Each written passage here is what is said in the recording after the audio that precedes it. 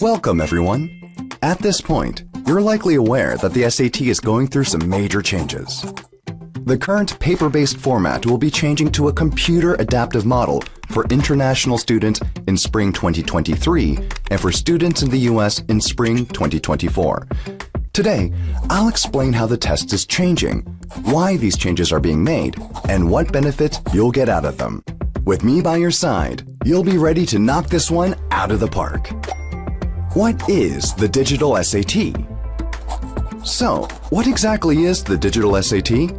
As you might have guessed, it means the test is now taken on a device. That's right, no more paper-based exams. It has become a computerized adaptive test, or CAT for short. In the world of standardized testing, we once relied solely on PBTs, or paper-based tests. This dated method is still used globally, but it certainly has its drawbacks. More time for both the students and those administering it, more manpower, and of course, more paper. What is computerized adaptive testing?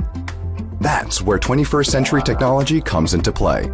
A CAT, which uses laptops, tablets, or Chromebooks instead of paper packets and bubble sheets, can do things the old paper formats cannot. CAT. How does it work? Adaptive tests adapt to the users and offer customized tests based on your performance to better assess with fewer questions. Whereas in PBT, everyone gets the exact same questions in the exact same order. Cool, right? Well, there's more. Adaptive tests come in two formats, item adaptive and stage adaptive. The difference between the two is how often the test adapts to the user.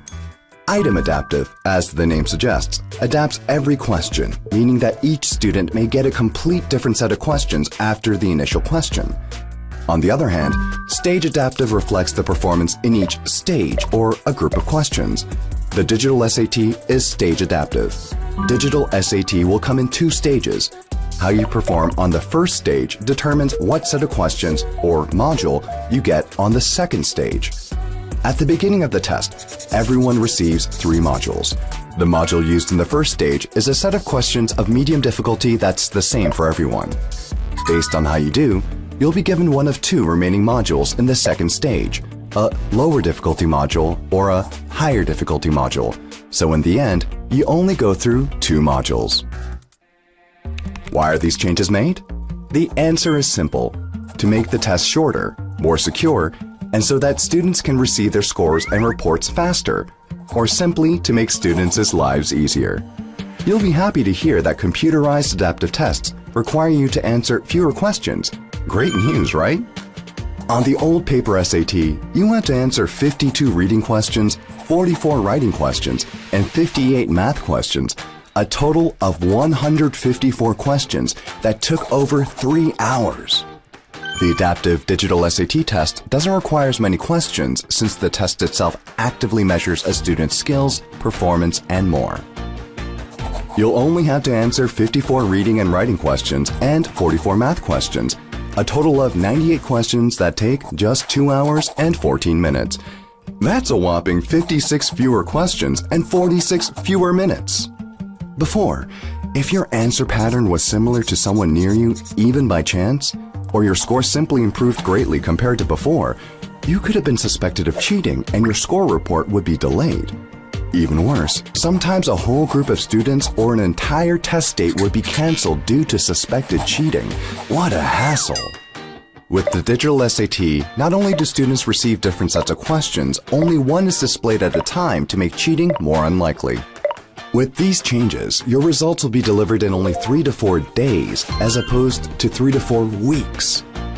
And without all those bubble sheets and packets to collect, mail, scan, and archive, the entire process becomes much less of a headache for everyone involved.